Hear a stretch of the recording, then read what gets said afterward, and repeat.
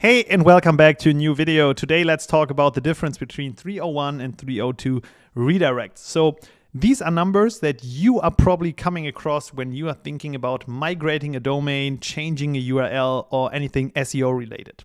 And what are these numbers? So these are HTTP status codes. They are sent by your web server to a browser. So your server sends a signal to your browser, so the thing that you are using on your iPhone, on your MacBook, for example, and the web server tells the browser what has happened with a specific URL. And it's basically a sign that tells the user where they belong, but it's also highly relevant for the Google crawler because obviously Google also wants to know what has happened to a specific URL.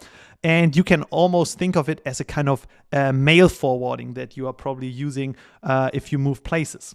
And the difference between the 301 redirect and the 302 redirect is very, very clear. So the 301 we are using if there's a permanent change of a URL, and we are going to talk about an example in a bit.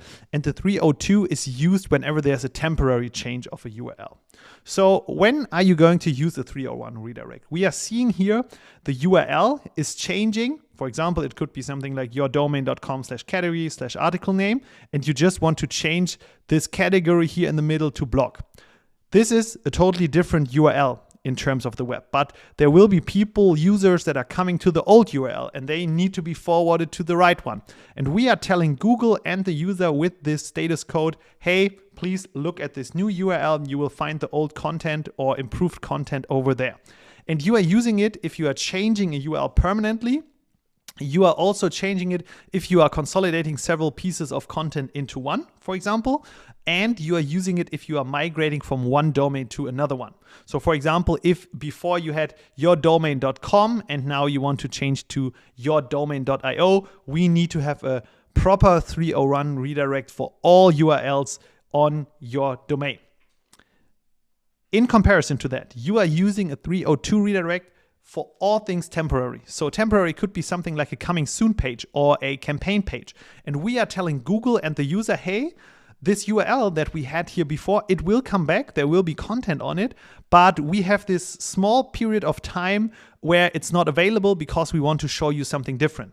But please keep it also in the Google SERPs, in the Google index, and we will be coming back. So this could be something like a coming soon page for a specific product, or this could be something like a Black Friday page if you want to redirect all of your traffic to a specific page.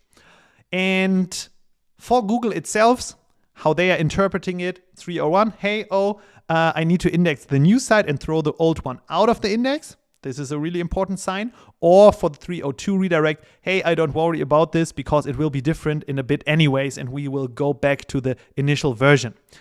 And now you will ask yourself the question, where can I handle my redirects? And that depends on where the domain is hosted. So this can either be on your domain hoster, so something like GoDaddy or Namecheap.